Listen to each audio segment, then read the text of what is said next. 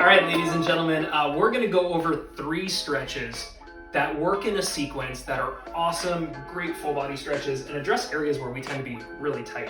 So we're gonna go over these 3 and we're also gonna go over the rules for breathing as we're stretching. First up, we're gonna get into a half kneeling position. So we want one knee on the floor and the other foot out in front. We're looking for 90-degree angles, right? Jackson's got his ankles right under his knees right there, and he's got his knee right under his hip in back. This is important. Now to activate the right stretch, we want to stretch his quad, so I'm going to have him in reverse squeeze his butt or tuck his butt behind him. This arm then raises up, reaches nice and high, and we've created a lot of additional stretching along that side of the body. Timing wise, at least 30 seconds for each of these stretches, but if you can go longer, if you'd like to, do that.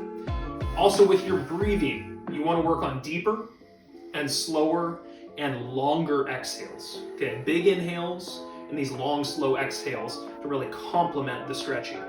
The second of our stretches is a pigeon pose, and this is going to work from the front of the leg here to the side and the back of his opposite leg. So Jackson's moving this foot a little bit across to his opposite side, and he's trying to lay his knee down towards the floor, and ideally, you're activating and stretching this glute and IT band in the bent knee side. So pushing the hips towards the floor is really going to make this a bigger, better stretch. If you can't get all the way down into this, no big deal. You keep the knee off the floor and you just practice a little bit of movement forward and in and out of it to get the same stretches in you.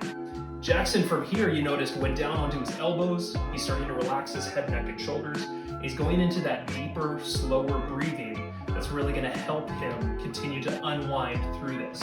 So these are the first of your 2 stretches. Now, before you moved into the third, you would simply come up and you would reverse and do the same thing on your opposite sides. After that's completed, our third and our final stretch is a child's pose stretch. So Jackson's gonna bring his feet pretty close together behind him, his knees go out a little wide, and he hinges back with his hips. He's pushing his butt back towards his heels.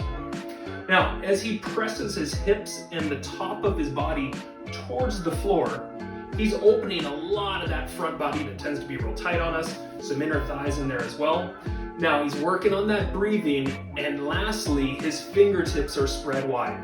He's pushing his palms down into the floor, and this is really getting him a lot of stretches in areas that tend to be tight, right? Chest, hands, reopening them, reinvigorating them.